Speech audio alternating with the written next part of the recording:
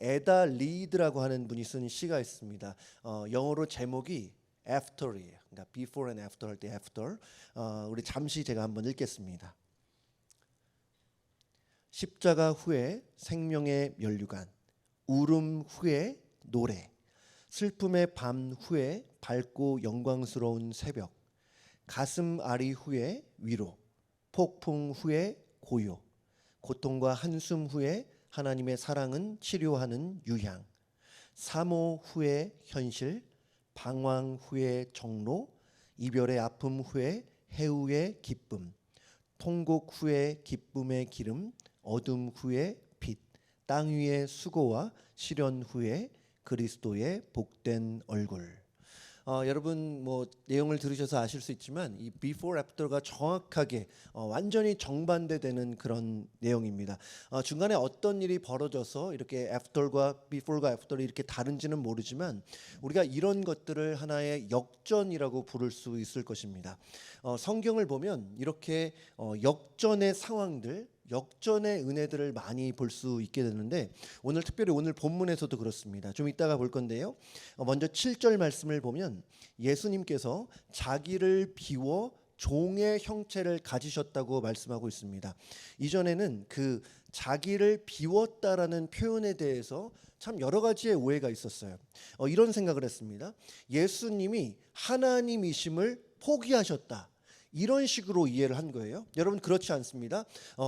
예수님이 신성을 포기하신 것이 아니에요. 다만 예수님 하나님이신 예수님이 누릴 수 있고 누려 마땅한 영광과 권위를 스스로 제한하신 것을 알 수 있습니다. 그럼 어떻게 되셨냐?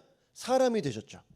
그러니까 예수님은 여전히 하나님이신데 사람이 되셔서 이 땅에 오셨다는 거예요.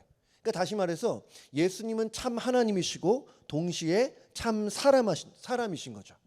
여러분 이거 참 우리는 자주 들어서 그렇게 신비롭지 않게 느껴질 수 있지만 사실 굉장한 신비입니다. 어떻게 창조주가 창조주의 본질을 유지하면서 피조물이 되실 수 있을까? 여러분 어떤 종교에서 이런 말을 하고 있습니까? 신이면 신이고 피조물이면 피조물이고 하나님은 하나님이고 사람이면 사람이지 어떻게 창조주가 피조물이 될 수 있을까? 여러분 이것은 우리가 우리의 머리로 이해할 수 있는 것이 아니에요. 사실 이해할래야 이해할 수 없는 것입니다. 여러분 이런 것들은 우리가 경외심을 가지고 믿음으로 받아들여야 할 진리라고 믿습니다.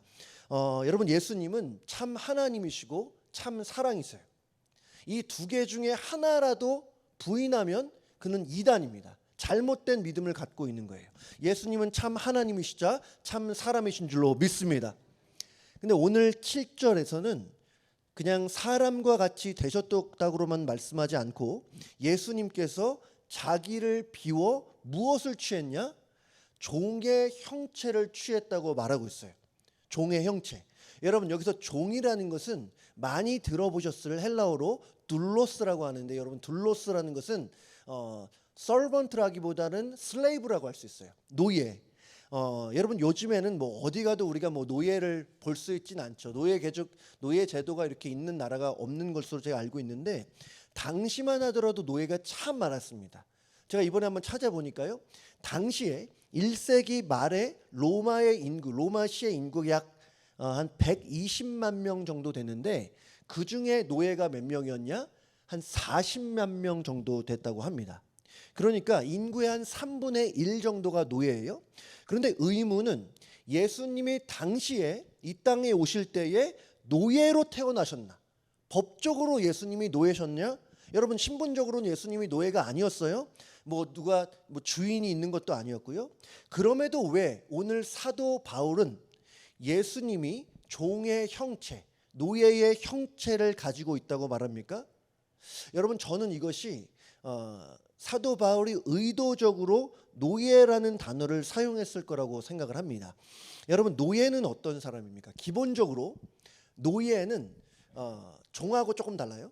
제가 그 미국에서 몇 번 신학교 다닐 때 그 질문하면 거의 손을 안 들었어요. 좀 잘 못하기도 했고. 근데 한 번 제가 손 들고 답한 적이 있어요.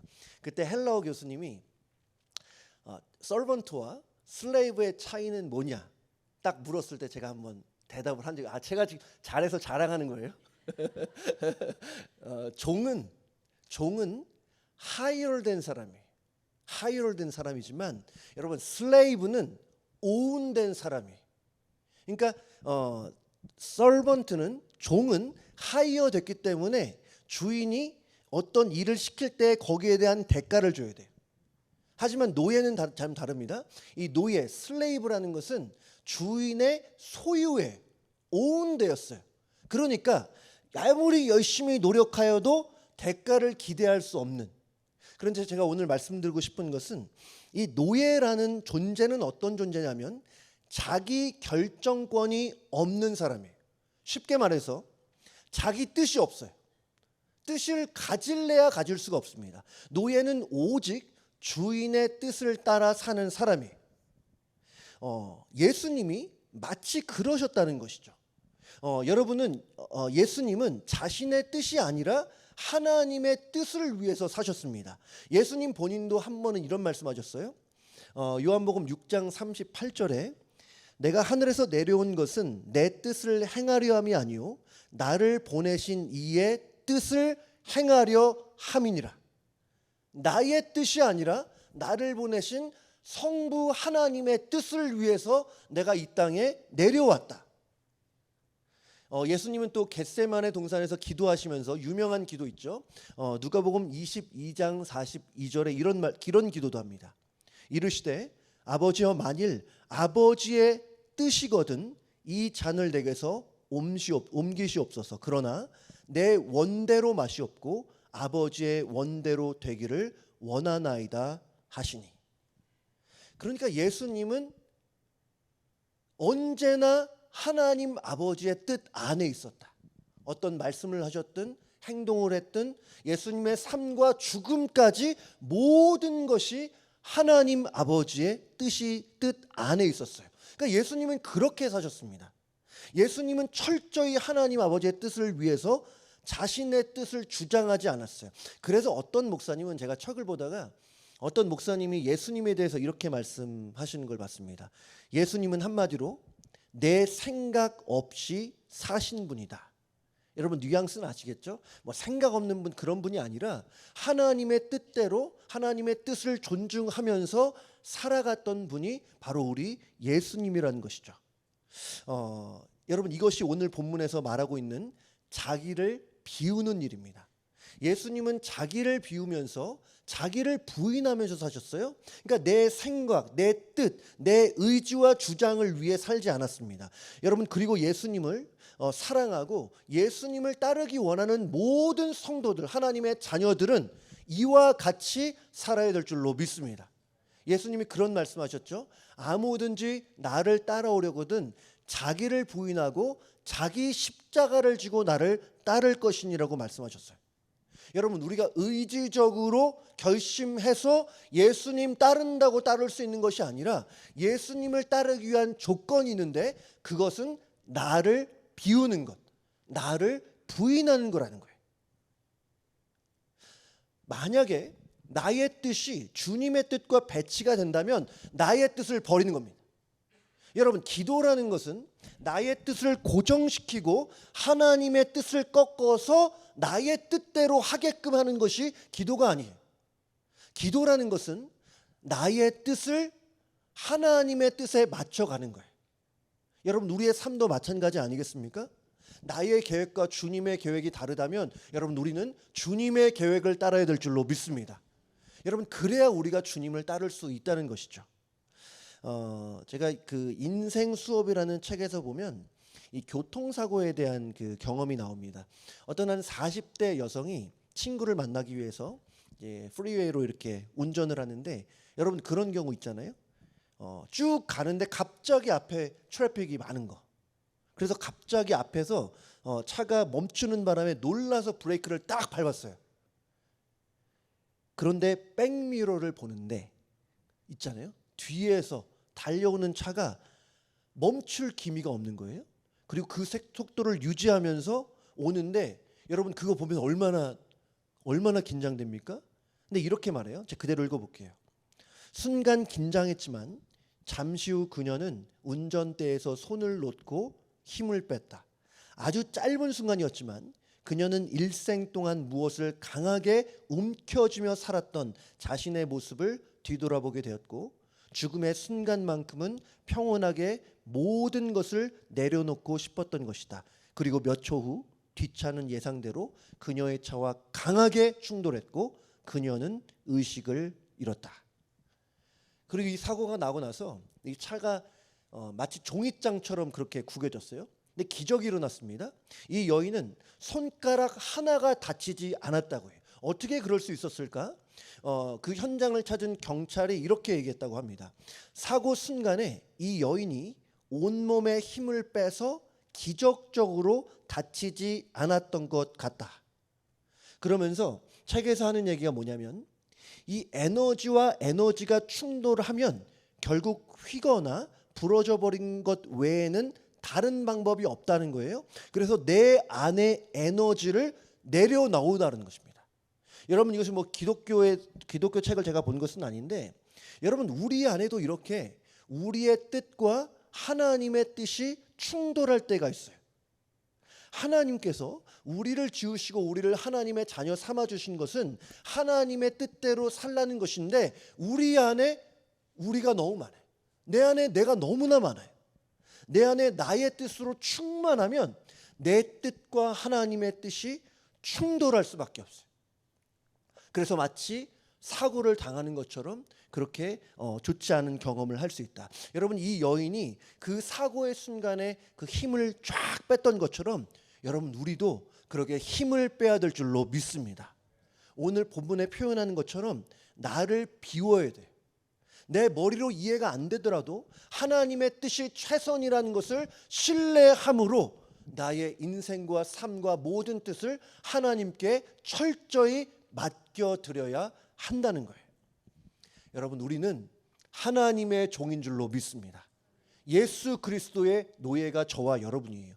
여러분, 나를 비우고 예수로 나를 충만하게 하는 것, 여러분, 그것이 가장 안전한 것인 줄로 믿습니다. 주님의 뜻이 나의 최선이에요. 우리는 보통 나의 뜻이 나의 최선이라고 생각하지만 그렇지 않아요. 우리의 인생, 우리의 미래를 가장 잘 아시는 분, 우리 하나님이신 줄로 믿습니다. 여러분, 그 하나님의 뜻이 우리의 인생에서 가장 좋은 것이다. 여러분, 또한 예수님께서 종의 형체라고 말한 다른 이유가 있는데요. 예수님은 사실 세상 법적으로 보면 종이 아니라고 말씀드렸어요. 무슨 예수님의 주인이 있었던 것도 아니고, 그럼에도 우리 예수님은 종의 마음으로, 종의 자세로 사셨음을 알 수 있습니다. 주인은 기본적으로 섬김을 받는 존재고, 상대적으로 종은 누구냐? 섬기는 존재예요. 근데 예수님이 뭐라고 말씀하셨냐면, 인자가 온 것은 섬김을 받으려 함이 아니라 도리어 섬기려 하고 자기 목숨을 많은 사람의 대속물로 주려 함이니라. 예수님이 이런 말씀도 하셨어요. 나는 섬기는 자로 너희 중에 있느니라. 예수님의 지위와 예수님의 그 위치만 생각해 보면, 그 존재만 생각해 보면 섬김받아 마땅해요. 모든 사람이 섬겨야 할 대상이에요. 예배의 대상이에요. 그런데 그분이 섬김을 받기보다는 섬기러 이 땅에 오셨다는 거예요. 여러분, 심지어 예수님께서 어떻게까지 하셨습니까? 예수님이 종으로의 모습을 선명하게 보여주는 것 중에 하나는 저는 세족식이라고 생각합니다. 전에 몇 번 말씀드렸는데요. 손님의 발을 씻기는 것은 기본적으로 종 중에서도 가장 낮은 종이 하는 일이었어요. 그런데 예수님께서 스스로 그 일을 자처하셨습니다. 먼저 이 제자들의 발 앞에 꿇어 앉으시고 제자들의 발을 씻겨주시고 수건으로 제자들의 발에 있는 그 물기를 닦아주셨습니다. 그러니까 지금 참 아이러니한 것이, 세상에서 가장 높은 분이 가장 낮은 종의 일을 하게 되었다는 것이죠. 그래서 이 로버트슨이라는 분이 이렇게까지 말했습니다. 만인의 주께서 만인의 노예가 되셨도다. 만인의 주가 만인의 노예가 되셨다. 세상에서 가장 높은 분이 세상에서 가장 낮은 자리인 종의 위치까지 낮아지셔서 종의 마음으로 우리를 섬겨주셨다는 거예요.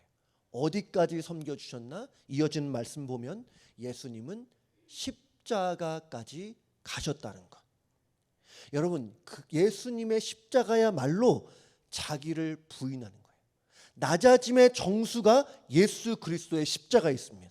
예수님이 이 땅에 오신 것부터 해서 예수님의 일생은 한마디로 낮아짐이었어요. 계속해서 낮아지셨어요. 먼저 하나님이신 예수님이 사람으로 낮아지셨습니다. 또한 사람 중에서도 종, 노예로까지 낮아지셨어요. 여러분들 그것만이 아닙니다. 예수님은 종보다 더 낮은 죄수까지 낮아지셨고, 죄수 중에서도 가장 낮은 자인 십자가형을 받는 죄수까지 낮아지셨어요.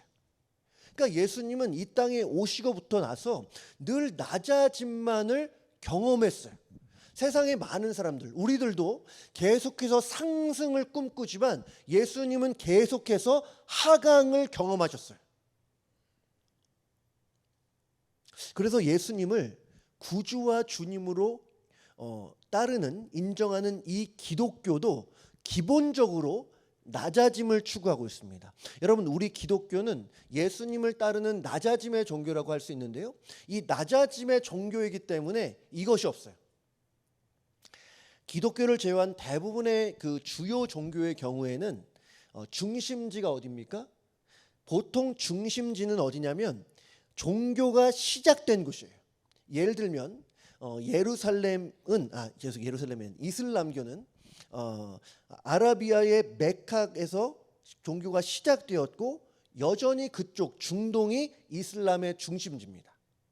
불교도 비슷하고 또 힌두교도 마찬가지예요. 힌두교는 인도에서 발생을 했는데 여전히 인도의 가장 큰 종교가 힌두교예요.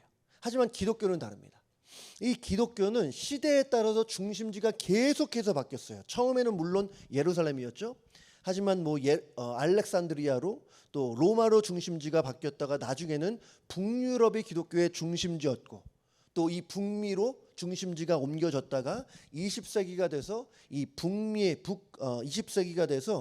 북유럽 또 북미의 기독교가 많이 쇠퇴를 했어요. 그러다가 최근에는 아시아는 말할 것도 없고 아프리카에서 기독교인의 숫자가 폭발적으로 늘어나고 있다는 뉴스가 있습니다. 제가 어떤 전망을 한번 찾아보니까요, 2050년이 되면 이 아시아와 남미에 있는 기독교인, 모든 기독교인을 합친 것보다 아프리카 안에 있는 기독교인의 수가 더 많아질 수 있겠다라는 뉴스가 있습니다. 어쨌든 기독교의 중심지는 계속해서 이동을 했어요. 다른 종교들은 그대로 머물러 있는데 이유는 무엇이냐? 이 앤드류 월스라고 하는 학자가 이렇게 말했습니다. 기독교의 중심지가 계속 변하는 이유는 기독교의 중심에는 낮아짐이 있기 때문이다. 높아짐만 추구했다면 그곳은 계속 높아짐을 추구하기 때문에 그것만 높아질 거예요. 하지만 우리는 낮아짐을 추구하기 때문에 중심지도 계속해서 바뀌었음을 우리가 알 수 있습니다. 여러분, 우리가 예수님을 따르는 사람들 아니겠습니까? 예수님께서 낮아짐을 추구하셨다면 여러분, 우리 모두도 낮아짐을 추구하셔야 될 줄로 믿습니다. 겸손한 것이 얼마나 중요한지 몰라요. 저와 여러분 모두가 정말 주님 앞에 겸손한 마음 가지시기를 주님의 이름으로 축복합니다. 여러분, 우리의 역할은 낮아지는 거예요. 낮아지는 거예요. 그런데 놀라운 것은 뭐냐면 우리가 낮아지면 하나님이 우리를 높여주신다는 거. 이것이 여러분 하나님의 원리입니다. 빌립보서 2장 9절에서 11절까지 우리 세 절인데요, 같이 읽겠습니다. 시작.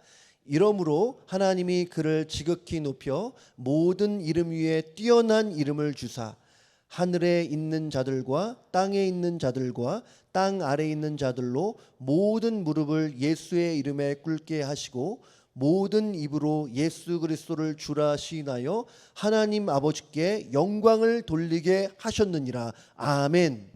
여러분, 이 전까지는 예수님이 계속 낮아주셨어요.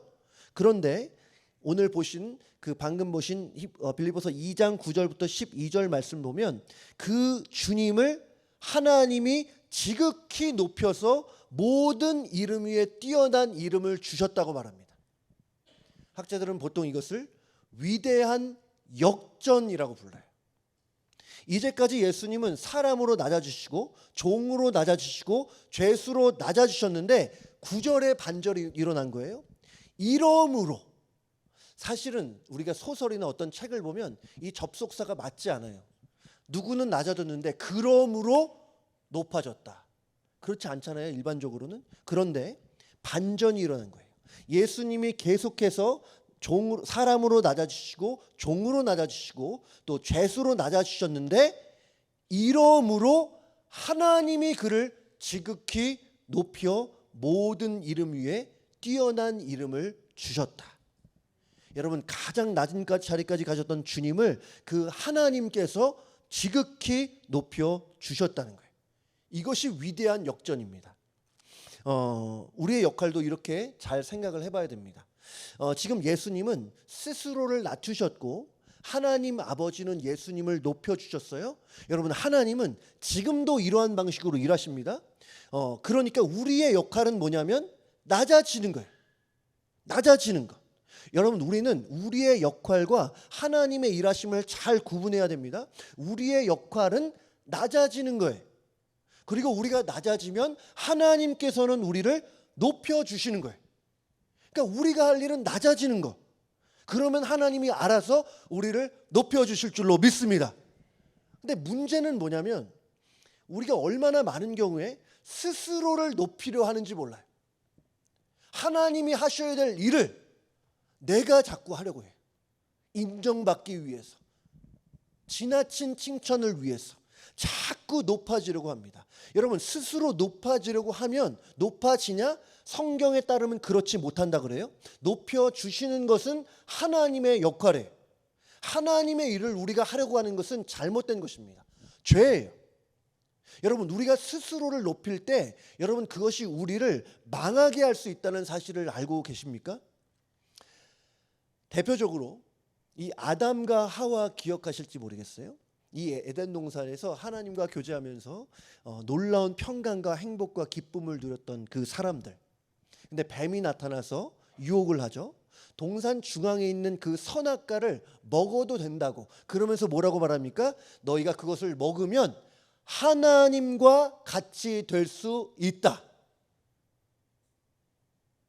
이 뱀의 유혹을 여러 가지로 우리가 표현할 수 있겠지만 저는 이것을 높아짐의 유혹이라고 표현할 수 있다고 봅니다. 너희들 이 선악과만 먹으면 하나님과 같이 높아질 수 있다는 거예요. 피조물이 아니라, 너희들 피조물이 아니라 창조주같이 될 수 있다는 그 말. 여러분, 그 말에 아담과 하와가 넘어가 버리잖아요. 그래서 죄가 세상에 들어오고 죄로 말미암아 죽음과 고통과 저주가 이 땅에 임하게 되었습니다. 스스로를 높이는 것은 망하는 길이에요. 여러분, 또한 놀랍게도 사탄이 그런 일을 했습니다. 이사야 14장 12절에서 14절에 이렇게 말하는데요. 너 아침의 아들 계명성이여, 어찌 그리 하늘에서 떨어졌으며 너 열국을 엎은 자여, 어찌 그리 땅에 지켰는고. 내가 내 마음에 이르기를 내가 하늘로 올라 하나님의 뭇별 위에 내 자리를 높이리라. 내가 북극 지폐의 산 위에 앉으리라. 가장 높은 구름에 올라가 지극히 높은 이와 같아지리라 하는도다. 지금 12절에 나오는 너 아침의 아들 계명성이라고 표현을 하는데, 여러분, 이 아침의 아들 계명성이라는 것은 1차적으로는 바벨론의 왕을 의미합니다. 하지만 많은 학자들은 이 계명성이 결국에는 루시퍼, 사탄을 가리킨다고 봅니다. 근데 잘 보세요. 지금 이 사탄은 높아짐을 추구하고 있어요. 뭐라고 하냐면 내가 하늘에 올라가 하나님의 뭇별 위에 나를 높이리라. 내가 북극 지폐의 산 위에 앉으리라. 스스로 높아지려는 그 교만함, 또한 스스로 높아지는 것을 넘어서 하나님과 같이 되기를 원했던 것이 바로 사탄이에요. 언제나 그랬습니다. 그런데 그 결말이 어떻습니까? 바로 이어지는 이사야 14장 15절에서 이렇게 말해요. 그러나 이제 네가 수올 곧 구덩이 맨 밑에 떨어짐을 당하리로다. 하나님께 반역하고 높아짐을 추구하던 이 사탄은 결국에 어떻게 됐습니까? 구덩이 맨 밑으로 떨어지게 되었어요. 여러분, 하나님은 교만한 자를 낮추신다고 했습니다. 스스로를 높이는 것은 죄예요. 나를 높이는 것은 내가 할 일이 아니라 우리 하나님이 하시는 일인 줄로 믿습니다. 여러분, 우리가 할 일은 뭐냐? 예수님이 십자가의 자리까지 가셨던 것처럼 우리도 낮아지는 것이다. 여러분, 이 낮아진다는 것은 자신감 없이 살라는 것이 아닙니다. 나 못해. 여러분, 패배주의를 말하는 것도 아니에요. 자존감을 낮추라는 것이 아닙니다. 여러분은 하나님의 눈앞에 너무나 소중한 존재입니다. 엄숙하리만치 존귀한 존재들이 바로 여러분이에요. 여러분, 그런 것이 아니라 허세를 부리지 말고 과장하지 말고 겸손한 마음으로 살라는 거예요. 낮아지라고 해서 세상에서 고위직 갖지 말라는 겁니까? 여러분, 그거 아니잖아요. 우리 기독교는 낮아짐을 추구하는 종교이기 때문에 아들아, 너 대통령 되면 안 돼. 이렇게 생각하시는 분은 아마 없으리라고 저는 생각합니다. 기본적으로 우리의 마음 자세를 말하는 거예요. 우리가 주님을 사랑하는 마음으로, 예를 들어서 우리의 자녀들이 주님을 사랑하는 마음으로 하나님의 나라를 위해서 고위직에 가고자 하는 그 열망 자체는 결코 나쁜 것이 아니에요. 낮은 마음으로 그렇게 할 수 있어요. 하지만 여기서 말하는 이 낮아짐이라는 것은 기본적으로 하나님과 세상 앞에 가진 나의 마음 자세를 가리킵니다. 여러분, 이렇게 우리가 낮은 마음, 겸손한 마음으로 살 때 하나님이 우리를 높여주시는 줄로 믿습니다. 여러분, 그래서 우리가 복받는 길은 뭐냐? 하나님 앞에 진정으로 복받는 길은 뭐냐? 낮아지는 거예요. 이게 신비라는 것이죠. 세상에서는 성공을 위해서 계속해서 높아지기를 원하고 그렇게 노력하지만 하나님 앞에 우리가 진정으로 복받기 위해서는 낮아져야 한다. 우리가 낮아질 때 하나님이 일하시니까, 낮아질 때 하나님이 우리를 높여주시니까. 여러분, 물이 낮은 곳으로 흐르는 것처럼 하나님의 은혜는 언제나 낮은 곳으로 흘러갑니다. 주님의 은혜는 늘 겸손한 자를 향하고 있다는 거예요. 근데 문제는 뭐냐면 낮아지는 것이 쉽냐? 그렇지 않다는 거예요. 여러분, 낮아지는 것 자체 참 쉽지 않은데 내 마음이 높아지기를 원하는 마음인지 아닌지를 어떻게 구분할 수 있는지 아십니까? 우리 모두는 일반적으로 나 낮아지기를 원한다고 생각할 수 있어요. 그런데 내가 중요하게 생각하는 그 가치에 대해서 누군가가 나보다 높아지는 모습을 볼 때에 내 마음이 불편하다면 내 마음이 낮은 마음이 아닐 수 있는 거예요. 이해가 되십니까? 낮아지는 것은 참 어렵지 않아요. 왜냐하면 예수님의 제자들도 생각해 보세요. 네가 높냐 내가 높냐 이런 논쟁도 했었고, 또 야고보와 요한이 예수님 찾아와서 무슨 말 했습니까? 주님의 나라가 임할 때 하나는 주의 좌편에 하나는 주의 우편에 앉게 해달라. 다 비슷한 거예요. 높아짐을 추구하고 있는 거예요. 우리도 예외가 없이 높아짐을 추구할 수 있습니다. 낮아지는 것은 그래서 우리에게 상당히 어려운 일이다. 우리의 죄된 본성을 거스르는 일일 수 있어요. 그래서 하나님께서는 때로는 우리를 낮아질 수밖에 없는 상황으로 몰아넣으십니다. 실패를 겪게 하시고 어려운 시기를 통과하게 만드세요. 하나님은 낮은 자에게, 겸손한 자에게 은혜를 주실 수 있는데, 그래서 하나님은 우리에게 더 큰 은혜를 주시고자 고난을 허용하실 때가 있다는 거예요. 여러분, 고난을 겪고 계신 분들 계십니까? 그리스도인에게, 하나님의 자녀에게 의미 없는 고난은 없어요. 아멘. 여러분 의미 없는 고난 없어요. 우리가 중요한 것은 그 고난을 잘 해석하고 고난 앞에 바르게 반응하는 것입니다. 저는 이 부분을 묵상하면서 요셉이 생각이 났습니다. 이 요셉이 커서 나중에 애굽의 총리가 되잖아요. 대단한 거죠. 그 애굽은 당시에 세계에서 가장 큰 제국이었습니다. 강력한 제국이었어요. 그 나라의 총리가 되어서 또한 기근을 미리 대비함으로 말미암아 세상 많은 사람들의 생명을 구했습니다. 그리고 요셉의 가족들, 형들 또 부모님, 아버지 그 요셉을 통해서 그 가족이 다 구원을 받게 됩니다. 그런데 하나님께서 요셉을 이렇게 쓰시기까지 귀하게 쓰시기 위해서 필요한 과정이 요셉에게 있었어요. 요셉은 어렸을 때에 아버지의 특별한 사랑을 받았습니다.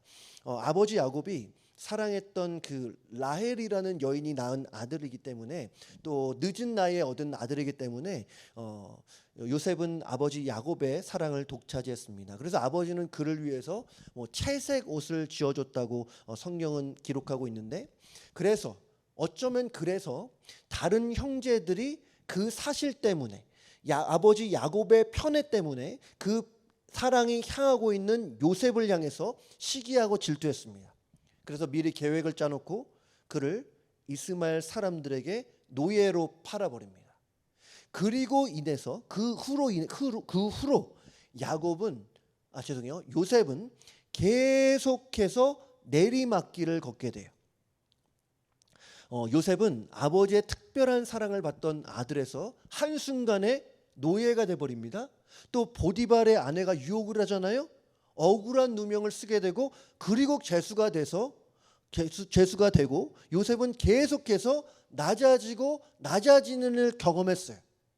여러분, 우리가 이 사실을 어떻게 이해할 수 있을까요? 시편 말씀을 보면 이 사건에 대한 해석을 이렇게 하고 있습니다. 시편 105편 17절에서 19절인데요.